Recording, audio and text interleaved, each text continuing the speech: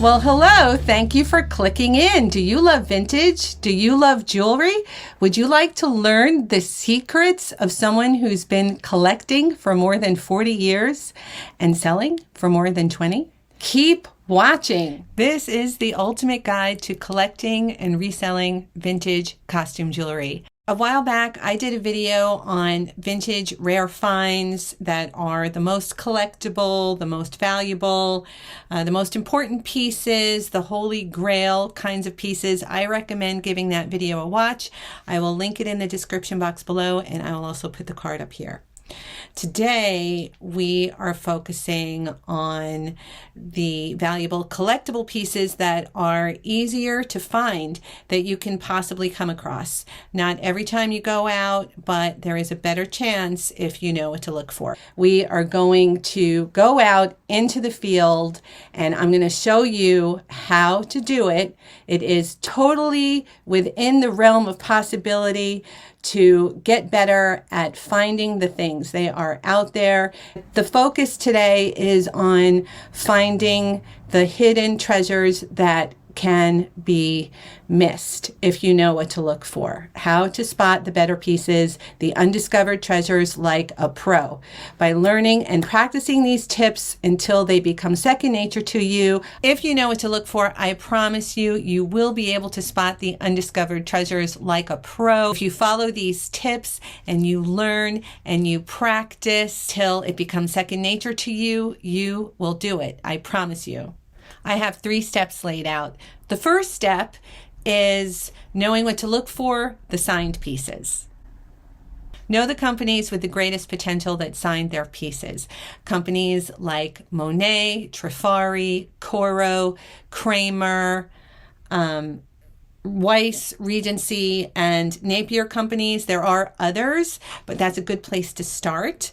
These companies made a lot of jewelry over many decades, so more rare pieces can sometimes be mistaken for common or even junk jewelry, sadly, because it's got a hallmark that people are really familiar with and associate with the more common designs.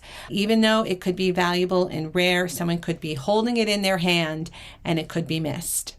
Oh, and I see the other one on the bust is hiding. I never would have seen it. It's that gold chain has like an oval pendant in front of it. That could be good. Oh yeah, that's a really good one. Yeah, oh yeah, it does. It looks like it could be old, sort of more limited edition Monet, but it could be Sarah Coventry. We don't know until we take it out. And then there's a couple bracelets down here also. Oh, okay. So we'll look at these first, and I'll show you the other 2.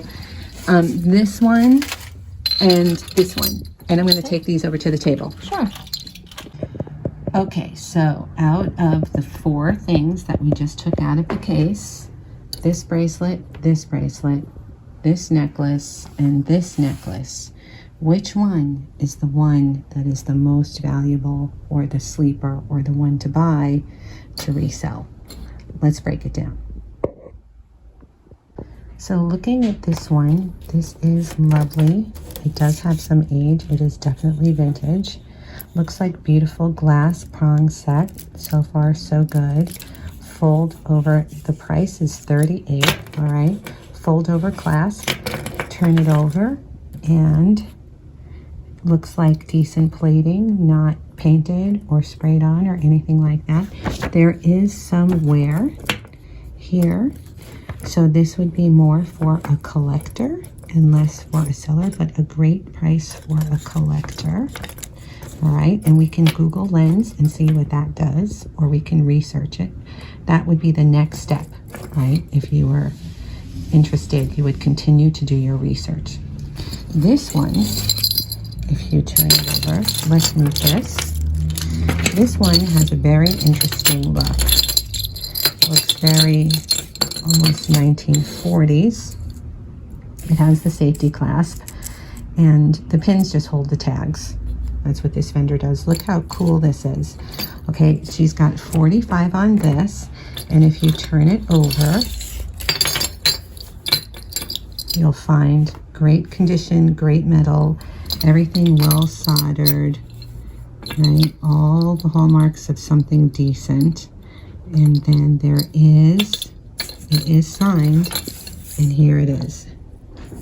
And that says Merino. So that's how you would look up that one and see if $45 was something you would want to invest in. Next, we have this. You would check this, make sure everything is complete. This is a rare color combination. It looks like Coro or Listener.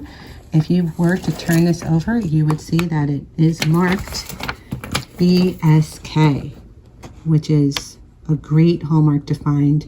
Pretty rare, right? And she has $19 on this. So this, in better condition, I think the chain has been replaced, right? Or it could just be, sometimes these chains age a little bit differently. So this is still worth something to pick up. This is still worth picking up to resell at $19 because it's rare, it's pretty, still relevant today, and it's a really good price. Now this is the one that is my favorite. This is Monet. This is marked $30. It is in like new condition. It is circa 1970s. Correction, the Monet book says Tourneau, 1966. And you'll see it's not marked here. She knows it's a Monet. But because Monet made so much, sometimes the better pieces are mistaken for ones that are sometimes the better pieces are mistaken for ones that are more common. So here's the mark right here, block letter Monet, perfect condition, $30. And that is something that I will be getting for myself today and possibly resell later. Step 2, what to look for unsigned. Okay, for unsigned pieces, you need to understand what quality is. You have to look at the metal. Does the metal have gold or silver or rhodium plating? Or is it cheap plating that can peel off or chip off or look painted? Does it look painted on? Is it badly discolored or beautifully patinaed, right? Good quality plating does patina, and the not so good quality plating just looks kind of bad over time. Are the stones glass or crystal? Are they set or glued? Prong set or bezel set stones are indicators of quality. Also, glass and crystal, of course, is better than plastic, although some plastic can be very valuable within the realm of collectability. But mostly, if you're looking at glass or crystal, you know it's higher quality. It was more expensive to make the first time and therefore will always be more valuable. Prong set or bezel set stones are indicators of quality. Is the metal soft and susceptible to bending or breaking? Are the jump rings soldered closed and solid? Is the weight of the piece solid and balanced, or chintzy and tinny and it feels like it could break in your hand or bend? Most importantly, does it have good design? Does it come from an era? Is it obviously 1960s or 1970s or 1980s? A particular style or school of design will automatically add to the value of vintage. All right, I noticed that there's a lot hanging on this towel stand. Actually, it's just filled with very vintage looking things of all different quality. This is probably like an old Listener or something. It's $15. It just says blue necklace. So this would be something worth looking at to see if you could find. But you see, this looks more like a not as well plated, right? But this is Moon Glow, and it is circa 1955 to 65. I'm seeing something peeking here. Oh no, that's just like a contemporary craft project.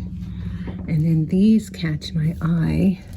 These are, oh no, these are also made beads. They're not glass. I thought perhaps they were Italian. And then moving down here, I see a locket. Oh no. No, the weight isn't right for this. Oh, I see Swarovski. Hold on. Ooh. This is a grand find. Let's see how much it is. It says $10. Okay, so that's it. This is the perfect example. This is the best example so far.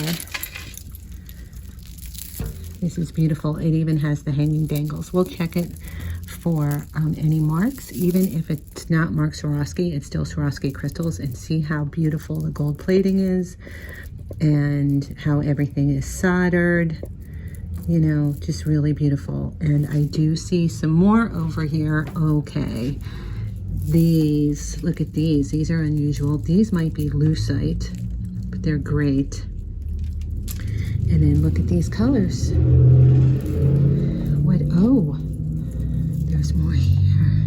You see this? These are spaced with the dangles. All right, we got to get all of these off and over to the table. Oh, what's this? No, that is plastic. Okay. Look at that. To the table.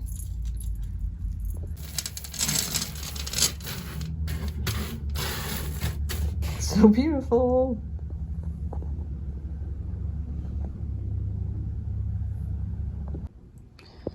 Okay, so these are all marked $10. We have the red bezel set, beautiful, and the red dangles. We have the green, which is lovely, the purple. This is a color I don't see often. This is really wonderful. And the black. So these are all, this would be something like what I would do is because of my collection, I would keep this and then sell these. These are all kind of sleepers, and they're really bargain priced at $10. I wouldn't even negotiate.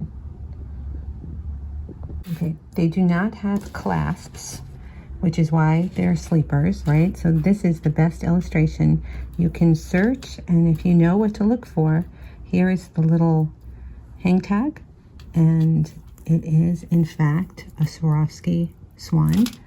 So, and this one's very special, even though it's black and it's a more common color. Look, it has the dangle, and this is a rare one with the color, and these are rare because these are harder to find. They're a longer length with the dangles. Red and green is fantastic. Red to go with this one, and the purple, which is always popular. These earrings I just pulled out as well.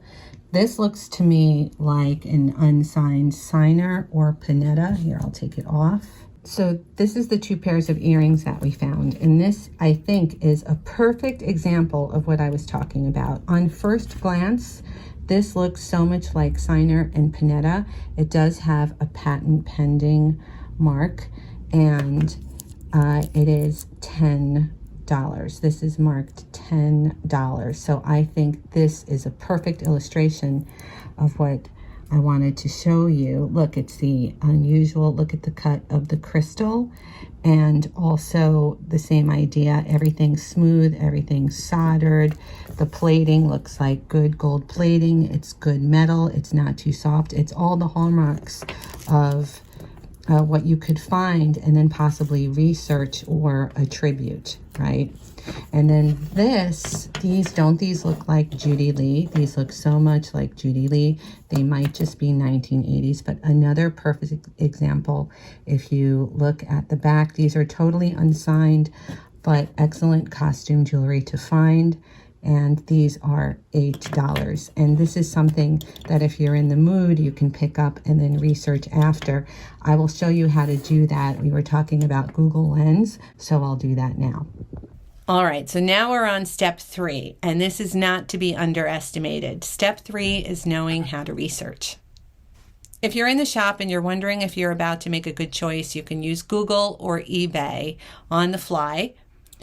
Google Lens is excellent. All you need to do is open Google, click on the camera lens, and take a picture of the piece. Try and get it on a background that's not too busy. That's really helpful. And if it's on the internet, if there's anything similar on the internet, Google will find it and show it to you. Picture, and it will automatically search. The internet here is not great, so there they are. So let's see what we have here. Avon, that looks like on Poshmark, that looks like old Anne Klein.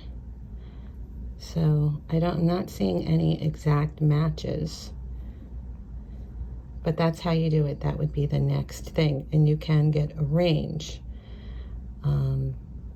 if you find things that are close enough. If that doesn't work, then you can just type in a description to Google of what it is you're looking at. You can say Monet chain link necklace and see what comes up. Things like that. If the pictures don't work, if the lighting isn't good, or sometimes it just is not, for whatever reason, it just doesn't make any match. Especially if you're looking at more rare pieces, don't give up, because you might really have something that doesn't come up right away in a Google Lens search. Okay, I'm seeing some very interesting things on this table. This looks like it has some real age to it. There it is in the light. The lighting in this store is not the best for videotaping. What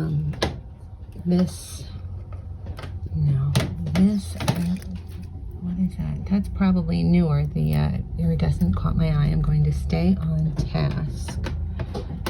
Okay, so let's have a look at this. Let's just do it.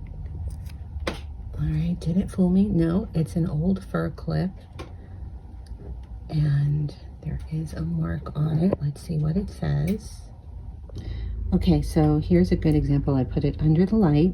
This is the fur clip flipped over, and you can tell. Now, I picked it up because it had all of the hallmarks of something worth looking into, right? I didn't know it was a fur clip, but it made sense as the right age when I turned it over. So if you look at these markings, it says there, WMCA, which you can use Google Lens for, or you can put in search terms. And then there's this mark, which I'm just seeing now on the top. You see that? We'll have a look at that under the loop. But this is oh, this is interesting. We'll have a look at that next. This is marked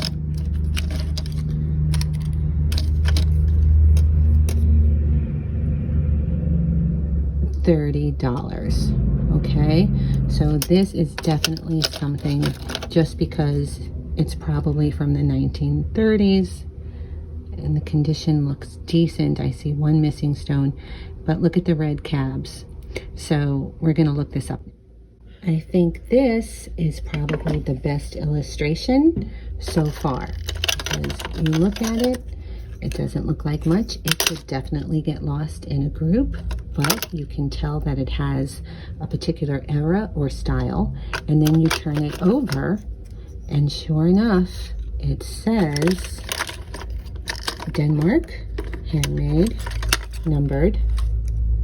So, and it's a pendant, so clearly pewter.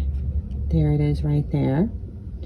So this could be excellent to collect or to resell. This is marked $25, so we'll look that up as well. Okay, so here they are. Here it is, ready to search. And I'm seeing nothing with that kind of age, so that could be very good. All right, so the next thing we will do is we will put in that mark and fur clip and maybe Art Deco and see what we come up with. Okay, so I put in the words WMCA Deco fur clip, and there are search results. There you go. Vintage Art Deco style scarf clip, silver tone, rhinestone signed. All right, so there are ways to get more information. And that's how you do it. That is what you research. I'm not seeing anything as nice as this one. So that's a good sign. Then we're just back in dress clips. All right, so maybe the next thing to do would be to say images.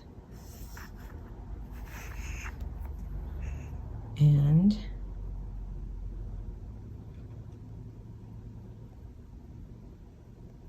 okay, the back, that looks familiar. That's the front of it. Yep. 75. All right, there you go. That's how you do it. And then you just continue to look further and see what's more relevant. Remember, when looking at comps, that condition affects value.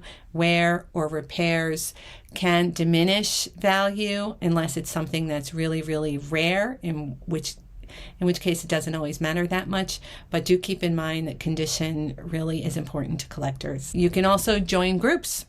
I have a Facebook group, Hudson Vintage, and it can be really helpful and really informative, and it can also be really fun. You can actually make friends that'll help you find the things you're looking for. You can help them find the things they're looking for, and you can have a passion that you share, that you have in common. Buying books is also great. I have a recommended reading list underneath this video on my Amazon page. I have a lot of books listed there. You don't have to get them from Amazon, but it's an easy reference guide with great books to start out with. If you study, you will most definitely improve. You can also Google ads for the companies. I like to do that as a kind of fun thing in my spare time. I'm always looking at the old advertising for companies like Haskell and Kramer and Monet and Coro and Regency, you know, because it really does give you a feel for the style or the market that they had over time. Okay, so here are the things that I found while out in the field. The first thing is, this is the real payoff. I'm going to save this for the end, right? This is in like new condition. It is a Monet that I paid $30 for. This was the first thing that I found. This is a beautiful kind of fancy cut barrel-topped crystal or glass mid-century modern asymmetrical clip-on. It reminds me of like what Givenchy or Dior did. Or even Signer, but it's a little bit earlier. It does have a patent pending mark and no other mark. I paid, I think, $10 or $12 for these, and at auction, these should go for anywhere between $50 and $75. If you'd like to see what they go for at auction, make sure you subscribe and ring the bell. I have auctions twice a week. I can also alert you when I go live with an auction or a sale. I can text you. It's totally free. I just text you when I go live. There's no spamming involved. The number is 917-809-7250. That is my real phone number, and I am the one who actually texts you before I go live. So if you want to see what these actually go for, if you're really interested in starting reselling and you want to know, these will be coming up soon. So you'll be able to catch it in the replay archives, or if you're watching this video right away, when it's newly published, you can catch it for the auction. The other thing that's going to be auctioned off, but I'm not sure which ones yet, because I know I'm keeping at least one, are those Swarovski crystal necklaces. I paid $10 for every single one of them, and the comps online are anywhere from $75 to $125. Look how beautiful they look even as a group. One of them still has the swan hang tag, which you saw in the video. And then the other ones, you know, it depends, because really it depends on what collectors want, how rare the colors are in this case for something like this, the length, the style. I can tell you that this one is probably the most rare.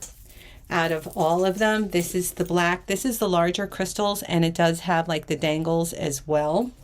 Actually, I'm going to put it on the bust.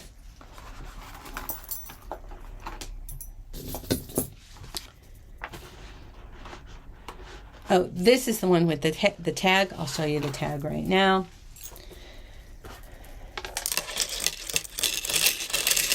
There it is. That is the There it is. That is the Swarovski Swan. And you see that design. So this will be coming up in future auctions most likely. The way collectors like to wear this is stacked, right? But you see how this one's special because it has the dangle. So they will stack it with other crystal link chains that are like this one. They'll put it with pearls. See, this is the length on this one. The two reds, I'm sure, were worn together. You see how they work? The long link and the crystal chain like that. This one has the dangles. See, even now, this is starting to look more beautiful, and I'm just showing you what I got. This is the purple. I'll double that one. And again, you put this with pearls, and it's magnificent. And then here is the green. This is the longest, and that is lovely too. Okay, that looks fabulous. Now, the Monet. Here it is. This is in perfect, like new condition. It is like showroom fresh. Here it is from the side. This is circa 1970s. Here's the back of it. Everything is intact. It's incredibly wearable and beautiful. And this was totally mistaken. See, there is the Monet hallmark. And you saw I paid $30 for this, and I found it online in the store selling for $175. I found this one on First Dibs in the same exact like new condition, and they had this one listed for $275, which I think is reasonable. It is 55 or 56 years old, and it is like new, and it is gorgeous and relevant and fashionable now. So realistically, depending on condition, this should never go under $120, and I found it for $30. Just going out into the field specifically to show you what I could find. I knew that if I stuck to my own tips and tricks, I would find something to show you, and I found this. So you can do it too. Thank you for watching. If you enjoyed this video, click subscribe. I do thrifting videos every week and estate sale videos. Well, thrifting and estate sale videos. And I also have the auctions twice a week, so you can find out what things actually go for, or you can bid. Thank you again for watching, and I'll see you in the next one.